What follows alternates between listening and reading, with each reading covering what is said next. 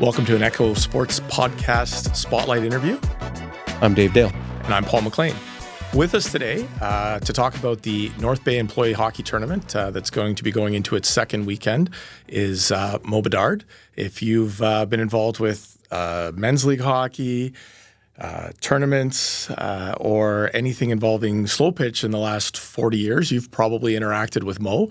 And he's just very well known around the area for everything you do to provide and put these tournaments together.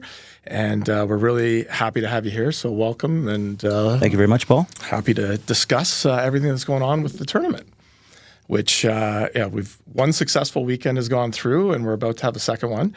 Maybe take us through how all of this started, how the North Bay Employee Tournament came to be, and how you got involved. Well, I was involved with the North Bay Big Brothers organization for just over 30 years of volunteering. Mm-hmm. I started volunteering with Big Brothers when I was 19 years old, right out of college. And from there on, we decided to, at Big Brothers, I said I'd do it for 1 year, volunteer there. And after 30-some years of volunteering, I decided, it was time to go on to finally retire from that and move on. But the tournaments actually started back in probably about 7 or 8 years after I joined the organization, when we saw a need for different people who were playing sports in hockey, and some of them that decided that they said, well, maybe we should have a tournament. And as we had tournaments start. Our first tournament actually started in 1987, and we didn't have the ice at Pete Palangio Arena because none of that arena at the time was available for us to run it as a bar and as an adult tournament. So it was an adult fundraiser back then. And so when we started, we had 16 teams at Astorville Arena. Okay. And that was quite a year because the first year we were looking for 16 teams, and we ended up with over 20 teams, but we took the first 16 teams. And the very first team to ever win the tournament was Right Way Sports back in the day. Yeah. And so that's where we started. And now we're coming up on, this is the 36th because we lost 2 years for COVID, but the 38th year, I guess, right, of doing tournaments. How many teams are you up to now, and how many weekends? We're back to 100 teams this year. After COVID, we came up to just over 50 teams, and then the following year we went up to about high 60s and almost 70 teams. And the last couple of years we've been at the 100 team mark. And those teams are obviously, there's lots of North Bay, but we get a lot of people that come in from out of town. Where are some of the furthest stretches or I think places one of the furthest stretches for teams, we've had teams from Moosonee, and we've had teams that actually are made up from, some of the American people who put a team together in the border regions of the Southern Ontario. Yep. And we've had teams come from, and I'm talking back in the, about 3-4 years ago, we had a team, or 3-4 years, sorry, it's before COVID, we had a team that came from Moosonee and the Old Timers, and they were playing against a team from the furthest south we can go, which would be Windsor, where St. Clair College is. Oh, okay. That's where I met a few friends down there when I was playing college hockey. Yeah. And that's where the two teams came from. They came from opposite ends of our province. I know that was the furthest place to be in the province because that's where I had a girlfriend. That's a long drive. And then maybe tell us, how did you become somebody to be doing tournaments? What was your background in that? Or how did when I first, I'm a recreation graduate from Canada College, and I learned a lot from putting tournaments together and from some of the instructors at Canada College when we started. And my first couple of years while I was at college, I was helping to run tournaments for a bunch of other people with them just as a volunteer. Yeah. And then as we got more involved, somebody would always say, would you like to take this on? Would you like to take that on? So the same as the Mercantile Hockey League. I said I was involved there back right out of college hockey because I had to sit out a year back then before you could play in the Mercantile Hockey League. And a good friend of mine, Dave McLean, at the time, who was president of the Mercantile Hockey League, and I was helping him just as a volunteer my first year there. And he said, the following year, he said, maybe you can help me again. And by the time I was helping out, Dave was nowhere to be found because he said to me, he said, if you can help out by taking over, that would be great. Yeah. And that was how I got Was initiated to a lot of this anointed stuff. and That's initiated right. into it. Voluntold. What's the best part about your tournament? Because I've been to a few of the finals, and I always enjoyed the family the family ones, the family weekend. When is that this year? The family division this year is the last weekend, which is the weekend after Easter. Our tournament never runs during Easter weekend. So that weekend, which is the third weekend, that's made up of teams that are they were made up from family teams, co-ed teams, and old-timer teams. That was another division that we added that weekend as well. Yeah. Because, you see a lot of the, it looks like animosity on the ice, but it's really just a bunch of friends who are on opposite ends, whether it's families, co-ed teams, or old-timers. And when it's all over, when they're up having a beverage or two, they're all still the best friends. And we've actually even had brothers and sisters playing against each other, and then all of a sudden they end up being on the same team by the time the game is over. Yeah, no, I like that one for sure. Has it always been in April? Tournament? Our tournament has always run April, and the reason for that is that we never run it Easter weekend.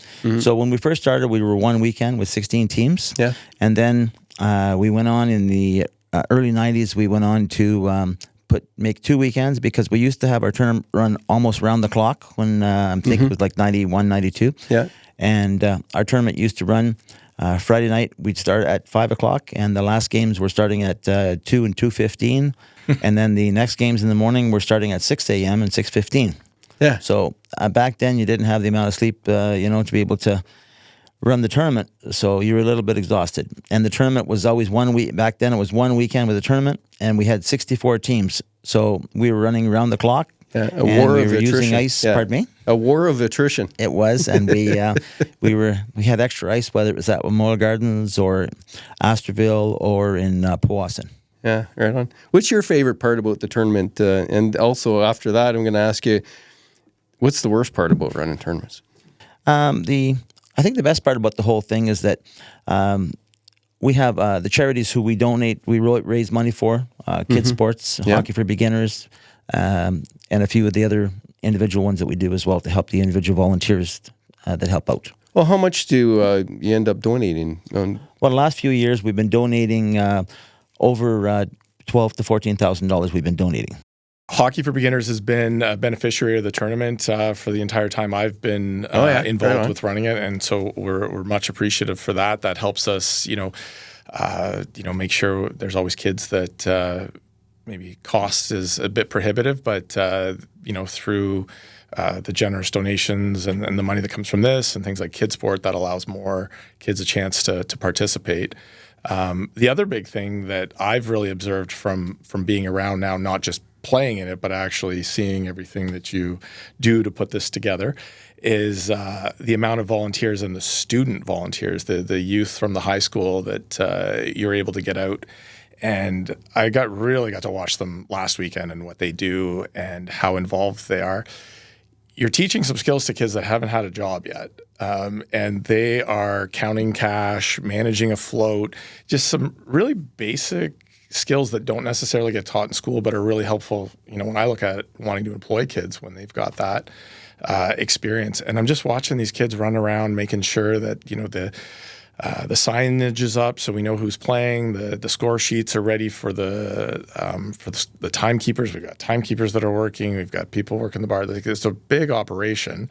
I guess this isn't really a question. I just want to let people know how much goes into it and how impressed I am to watch this stuff go on in the background. And I know you've told me about the volunteers and getting their student hours, but also another thing you're not mentioning yet is that they, you've put a bunch of them through driver's ed and, looking after the kids, they're being fed over the weekend, and they feel important.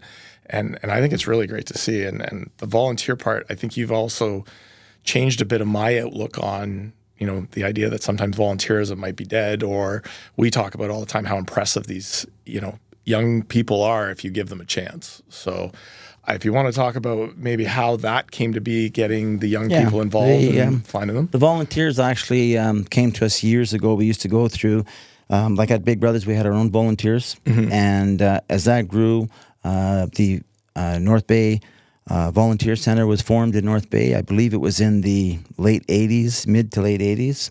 And that was very impressive to be able to get volunteers from there as well to help us and our organization at the time. And then after that, like Pete Palangio and myself decided to have this continue, because at first we were going to just let it go. And then we had a lot of people calling us as we were leaving the organization, and we said, okay, well, so we've been running it that way, and we've been more than happy to be able to help all the people that we do as well. Yeah. Another great thing is just the quality of hockey that, and some of the players that play in it would maybe surprise people. Who are some of the maybe more famous people, and what were they doing while they were coming in? Like, well, we've had, I can't mention all of them because I can't remember all the names, but we had Brian Savage, who was involved in our tournament with the Sudbury group a while back. We've had Craig Riva, some of the local people who have been friends with other friends who have come out to play, and like different NHL players that are local as well have come out and been on other teams. Darren Turcotte. I just you could just go on and on with the list of people from the Northern Ontario. It's definitely one of those things where, like, I can think of guys coming back from Europe or kids finishing their junior season or whatever. I definitely have been. I remember being on the receiving end of some Turk shots in one of the final weekends, and it was a lot of fun. But yeah, you sometimes get out on the ice and you've battled through the weekend, both on the ice and off the ice, and making sure you get up in the morning and maybe getting yourself rehydrated. And then something like walking out as a 40-plus goalie and seeing kids with green helmets and going, oh, we get to play some battalion kids today. Oh, that'll be fun. But it's an amazing experience getting to be out there and having, it's intense, but it's also a great way for families to come and watch their, the kids that have gone on and moved on to other things. What divisions are playing this weekend? This weekend we have the men's A, the men's C division, the men's E division, and then we have the ladies A, the ladies B, the A and B are combined this year, so it's competitive this year, and we have the rec division for ladies. Name some of the A teams that are perennial powerhouses. Well, we have some of them have just changed their name, but they're teams that were put together. So in the past, we used to have Bay Grinding, who's not in the last couple of years. I remember that name, yeah. This team has probably won the tournament more times than others in the A division. Yeah. Bunch of firemen, eh? Pardon me? Were they firemen? I think they were a combination of. There possibly were some on there. I think it was, and a few the other from different walks of life. Okay, right. And then in the B division, we have a couple of those teams that are also back because in the B division we have. Should have brought it in front of me here, but the B division, the team that won last weekend was. A team TC Tell, who's been in different divisions over the past, right. And they won the D division. Sorry, not the B division. The B division was won by Paul. You were there. I was there, and the Whalers. Yes, it was the Whalers. Okay, with Jacob Brown's team. Yes, and they played in the A a few years ago. They won the C division and chose to go to the A division, and then this year we put them back in B, and they did win the B division. So next year, congratulations, you're now going back up to the A. Well, that's cool. You keep it sort of fair and competitive. You wouldn't want some sandbaggers or anything like that, making it no fun, right? That's right. You want a final that's close, and that's hard to orchestrate, but it's great when you do, eh? We've had I think last weekend we had either about 4 or 5 of the finals in different divisions that, excuse me, 4 or 5 teams that went on to play overtime. So, and in overtime, it's a shootout right away. So it's a double shootout, and it's pretty exciting to see 2 guys going at the same time. So whether it's the person who beats the best goalie, or if it's the best player who happens to be his turn to come up to shoot, we've had all kind of people win. Oh, cool.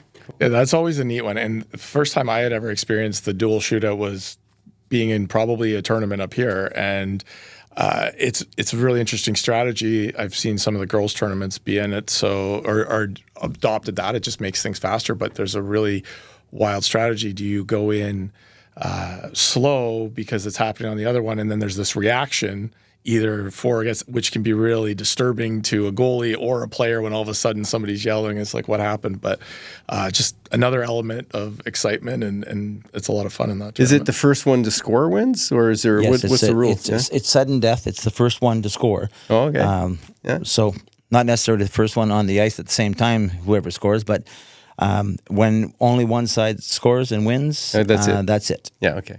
Right. Well, that would be a lot of fun. Some of the other work that goes into it is obviously scheduling that many refs for the weekend. Maybe talk about some of the referees and Chester looking after it, but like the work that those guys do and we had your relationship. Chester Pileski, who's looking after our referee in chief, and he looks after scheduling all the referees. And no different than our Mercantile League that I still am involved in. Mm-hmm. And every time you have a cancellation from one and somebody switches. But during the tournament, we've been very fortunate. We've never had no referees at a game. Yep. So that's do a good job. A lot of hours and a lot of timing that goes into that as well. And it's a bit of a marathon for some of those guys. How many hours that they put in games, and you don't. It's a lot of work. Yeah, those referees. They sometimes do between 5 to 8 games in a day, and that's quite a bit. A long time to have your skates on your feet, and even if you're not skating at the same intensity, you're definitely skating. So, it's been great. I wonder if this tournament justifies the Pete Palangio keeping its ice for this month of April, and so others can use it as well, because it must be a big equation on the monthly budget for them. We tie up 3 of the 4 weekends in April every year. Yeah. And we also rent ice at times where not too many people would rent ice after 10 o'clock at night. And like I said, a lot of our tournaments we're renting till like 12 or 1 in the morning. Yeah. And, so shoulder season plus night rental. You're filling a big void there. Yeah. And I imagine it's considered... there's people coming in back to town for this tournament. I know that for sure. They make it their family reunion type weekends. That's exactly what it is. It's we hear from a lot of people, and that's a time for them to get together with all their friends, and they say they haven't seen.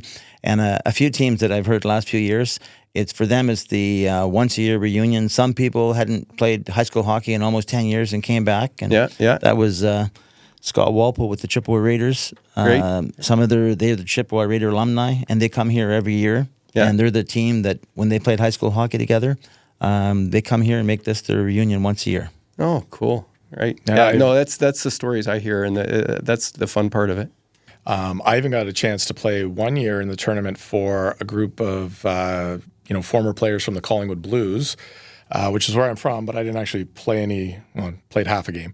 But they needed a goalie, and I just happened to be here, so we kind of filled it because there were guys coming from Cap, coming from Ottawa, coming from Toronto, so the central location made it a perfect spot for them to be in. And those guys had an absolute blast that weekend, just kind of getting together because some of them hadn't seen each other in 20 years. So those sort of stories are fantastic, and it's great for City of North Bay, the economy of everybody that comes in. To your point about the ice time, I don't think we're speaking out of school. Like it's the ice rental costs for that is north of $50,000 for the 3 weekends. So that's a lot into the city coffers and keeping that rink, maximum efficiency with how much people are there. And then one of the big changes from when you would have started doing this, spring tryouts weren't really a thing. Summer hockey wasn't a thing, but that's now all of our kids are getting ready for their tryouts at the end of the month. So you're really helping the city too, because it's filled Monday to Friday with the kids doing all of that stuff. But now on the weekends, which maybe would be a little bit late, you got it wrapped up with that. So it's really great. It's great to see. Yeah, we hear a lot of that, and we're also very fortunate because sometimes when we need to get more ice, we sometimes make contact with the people who may have the earlier times in case we needed. Like this year, we had to go back down to 7 a.m. and 7 to 15 a.m. time slots. Mm-hmm. And I want to thank all the guys from the ONR and girls, guys and girls from the ONR, and Cheryl Noel with her co-ed division as well. Yeah, they were very good. Cheryl puts in a division of 6 teams in a closed division, and that's very nice to have already done ahead of time. Mm-hmm. I thought it was really great. Maybe talk about the format of the co-ed division and how they play, because it's unique to hockey, but I think it's a great way. So co-ed has special rules that are put in for that division, and we inherited those rules from a friend of mine, Ray Barassa from from up in the Temagami area, and actually Cobalt, downtown Cobalt. And so the rules we inherited from there are that in the first period, these are 4 10-minute periods, straight time, and the last 2 minutes are stop time of the last period. The first period is there's 3 girls, 2 guys on the ice, and only the girls can score. Okay. The next is second period is 3 guys, 2 girls. Anybody can score. Mm-hmm. And the third period, we have 5 girls against 5 girls. And then we have in the last period, the fourth period, we have 5 guys against 5 guys. Yeah. And that's pretty original, because a lot of other tournaments have said they've never seen this format before. Mm-hmm. Yeah, I thought it was very unique, and I think it provides some interesting chances for everybody to participate and have, different levels of success, I guess, during the game. So it's good. And before COVID, we used to guarantee all teams 300. We used to guarantee all teams 3 games. Yep. And now we guarantee teams 4 games. Yep. Teams pay $1,000 for an entry. And along with that, they'll get their team photo at the end, before the games all start on Friday night. Yep. And that is one thing that people really enjoy, is getting their photos. Some people have actually brought me back some of the hard copies of their pictures and say, this is us for the last 10 years or 11 years or whatever. And I thought that was pretty unique when they brought that, how the teams have changed back then. Yep. And for years going back, and it shows the Jaffa helmets, because we started taking pictures of the teams probably about 5 or 6 years into the tournament way back. And when and the tournament itself in the beginning was an employee-only hockey tournament. Mm-hmm. So 100% of the people had to work for the company. Yeah. Now we have our employee divisions, so that in the divisions where employees play each other, the Ontario Northland Railway in North Bay has 3 teams that play in that division. We have aviation, Voyager Air is in that division. And we have Avery Mobile this year, who played in that division. And we have Pearson Tree Service for this year. And we had a few other teams as well that have told me they'd like to play there next year, because with all their employees for their divisions, they're growing bigger in those divisions. Some of the other divisions have employees that play in those divisions as well. Yeah, like for ourselves, like the store tends to put in, I think we're in the B division this year. In the C. C, okay. All right, we're sandbagging. I'm not in that, so I guess we can probably play even higher if I'm not playing. But no, it's a great thing for our staff to do. I know we really look forward to it, and the same thing, we've got some past employees that'll come back and join the team, and it's just a great weekend for everybody. So we really enjoy it. So it's more whether it's sponsors sponsoring a team or doing whatever, it's great to have that, and there's lots of businesses stepping up to support and make sure hockey goes. Yeah. We mentioned ladies hockey last time with Laura Mady. Yeah. When hoisting the trophy. Who are the teams to watch in the ladies division this weekend? This year, we have one team from Ottawa Valley, which is called the Snapshots, from that area. Oh, yeah. It's supposed to be a very good team, I'm told. They said they played in lower division over the years, but have moved up because of the quality of players that they're bringing. And that really helps a lot when people work with me to make sure when on the roster we check that the people actually put the right caliber of hockey that's on there. Yeah. North Bay, we have Morning Sherwood, and you'll see Maria Dominico on that team, and a few other locals that you'll know. And then the other one is Megacy Warriors from the North Bay area as well. Mm-hmm. And then we have the fourth team is one of the Sudbury teams. They used to be called Skaters Edge. Now they're called District 5. So that should be a very good division, pretty evenly matched right around. Oh, looking forward to it. Right on. I don't know if Laura's doing any double duty playing. She'll be on our team playing in the. It's the funny thing is that because she's helping, she's on the committee this year. Yep. And Laura is one of the persons that when I was looking at Paul's picture from last year, as I'm going through the pictures. Yep. And I saw Laura was on that team last year. So she must be a pretty good hockey player. She is a very good hockey player, and definitely stands her own. I mean, there was a pretty good collision last year. Just kind of inadvertently, but I know everybody on our team was kind of, but no, you don't have to worry about her. She's definitely good at taking care of herself. So cool. Worst thing that ever happened in trying to run the tournament? I think probably the worst thing would be a team who said they were coming, and for us to get to the tournament and find out that the team is in the wrong weekend. That was probably the worst thing that's ever happened to me. Yeah, and this happened about 5 or 6 years ago. I make sure to double check with everyone now to make sure that when I send them a text for each one, I no longer put the schedule out either, because that was a disaster quite a few years ago. We put the schedule out on the internet, and before you know it, when we had to make the change to accommodate 2 different teams and 2 different divisions, yeah, it's hard to pull it back. And then off. we put it out, and the person showed up, putting the paper in front of my face, saying, "Well, is this not what you put on the internet? This is it here." And I said, "Yeah, but I put this out to let teams know." And the person said to me, "Yeah, well, I'm not the guy running the team anymore. I'm running it now, and the person who was looking after the team is not here this year." Yeah. And even when I said to him, I said, "Well, that person should have told you, because I sent him that." And he confirmed with me, "No problem, we'll be there." And then before you know it, that person didn't come, and that was probably one of the only things we've. That throw a wrench into a. Yeah, it would. And to do that, then you got to try to accommodate the other team one way or another. And we've always tried to manage to. It's a domino leave effect. Here happily, and because down the line, people will never forget that you didn't do them. Our well weekend was screwed up. Yeah. Yeah. So. Well, if that's the worst thing, that's not so bad. yeah, I mean, and then one thing that people always joke like, "Oh, at the end of the day, we're playing for a T-shirt." It's pretty amazing how much those T-shirts have become. Yeah. We kind of talked about this last weekend. Yeah. Like, I had a couple guys even on Sunday while getting the shirts handed out and everything, and the guy saying, "I'm so excited to see my work shirt for the next year." Like and where you think that maybe, it's just a T-shirt, but it's become something of pride, and getting to see all the old shirts that people maybe have in their bag or wear, and they're showing off from the past years. That's got to be something that. When I see people around town wearing the shirts that we give out, we know these shirts were made specifically for this tournament. Yeah. And the people we see with them on, I ask people every once in a while, "Oh, you must have got that at the tournament." And they either will say, "Yes, I did," or, "Yeah, my dad has a whole bunch of these now." And I said, "Oh, your dad must be a good hockey player?" Yeah. He says, "Yeah, but he always plays in the rec division." Sandbaggers everywhere. Yes. Yeah.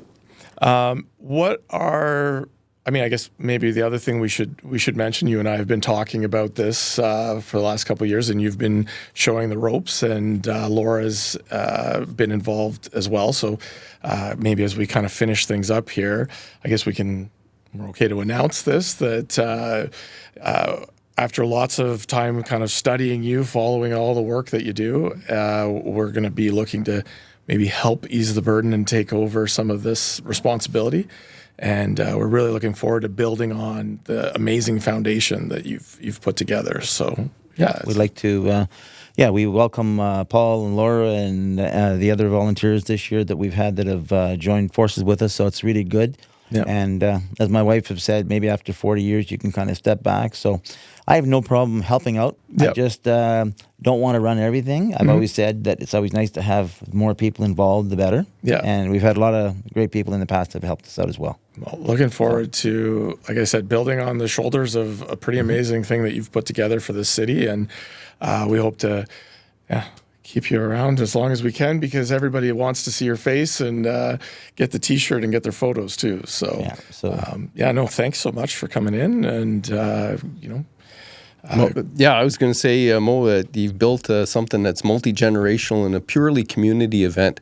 It's consistency and its impact in the community, both positive vibrations for employees to have and companies to have something that's recreational, that's fun, to families getting together, to people coming into town, to donating to important youth groups and other things like that. This is a North Bay treasure and legacy. Congratulations. Thank you. Everything is just getting bigger and better over the next little while. So we look forward to helping everybody. Well, that's another Echo Sportscast Spotlight interview. I'm Dave Dale. And I'm Paul McLean. Please like, share, and comment, and add your memories from the North Bay Employees Tournament and why it's important to you. I'd appreciate that.